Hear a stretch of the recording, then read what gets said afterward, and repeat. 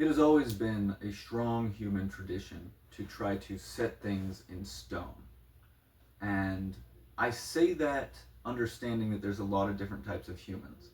There's, people with a Buddhist background, there's people with a Christian background, there's people with an Islamic background. And saying that, I think that it's probably more of a Christian and Hindu idea to really set things in stone, although Egyptians did it as well. And there's something very interesting about when you set something in stone, and that's that it changes the thought process of the user.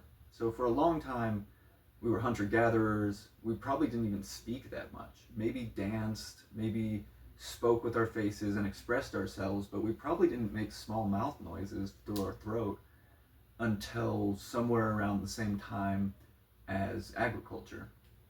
Very loosely. I mean, this is completely speculative.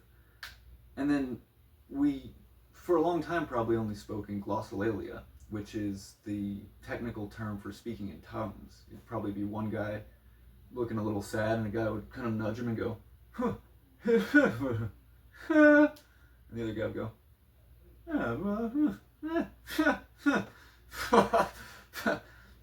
and that probably gets across most of the meaning there. There's still a culture, there's just no words. There's still mouth noises, but there's no meaning in the way that we use it today. So, moving from small mouth noises to language is a big step, and then moving from language to written language is a big step.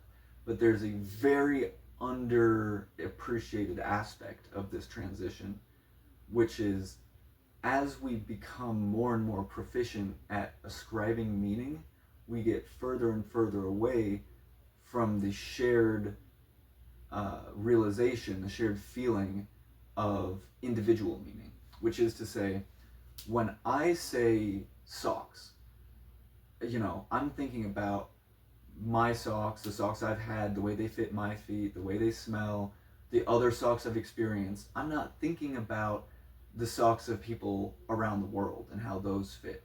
Yet, when you translate, or even if they speak English and they say socks, what they are talking about when they talk about socks is markedly different than what I'm talking about when I talk about socks. So as we ascribe meaning more and more concretely, we actually get kind of closer and closer to this point of realizing that we each have an individual experience. And I think probably when we had no language, that individual experience that we had was implicit. It was, I see things my way, you live your life, I live my life. There should be no crossing between those two. And as we got further and further into concrete meaning, like hieroglyphs or even ancient Sumerian, there was kind of this desire to share meaning. Meaning, if I say wheat, I mean wheat. And this is expressed in the way that it's written. Meaning, if I'm talking about a specific god, there's a picture for them. And that's the thing I'm referring to. And it kind of glosses over the fact that the other person's perspective of that idea and your perspective of that idea are two very different things. And it probably led to a lot of division, and it's probably one of the reasons that all of those ancient Sumerian religions are gone, is because the second you commit this to stone and you write it in stone, you're ignoring the fact that we both inherently have different experiences with everything. We have our own way of understanding things, our own net of comprehension. So I think the most profound movement in meaning ever was the transition from our very literal shared meaning and phonetic shared meaning, where we used to write that, there is an amount of thing and we can, forever and ever that thing will be that amount. And we do have stones that still say how much wheat was traded on this day in this place.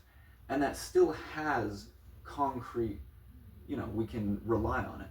However, when you're trying to speak about the spiritual, you can't have that mindset of, oh, this is right and permanent and it's a fixed meaning, because it creates infighting, it creates disagreement, and it creates a sense of feeling misunderstood. What phonetic language did was say, okay, instead of referring to the thing written in stone, refer to your performance of that thing phonetically. And by doing that, you are inherently implying that you have a different experience, that the way you said it is different than the way that somebody else would say it, and the way you see it is different than the way that somebody else would see it.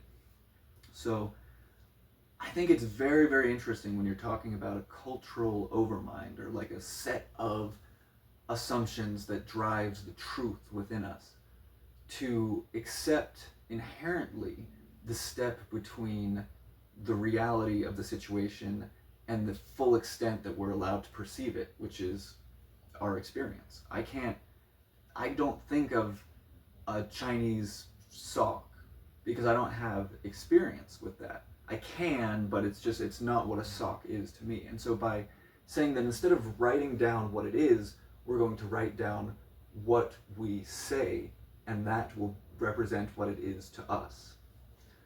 So yeah, take that with a grain of salt. I know it's very uncouth, as Terence McKenna says, to say in a conversation, I don't think that means what you think it means. And I think that demonstrates exactly why it's so important to have an understanding of how things are represented that comes from an individual understanding.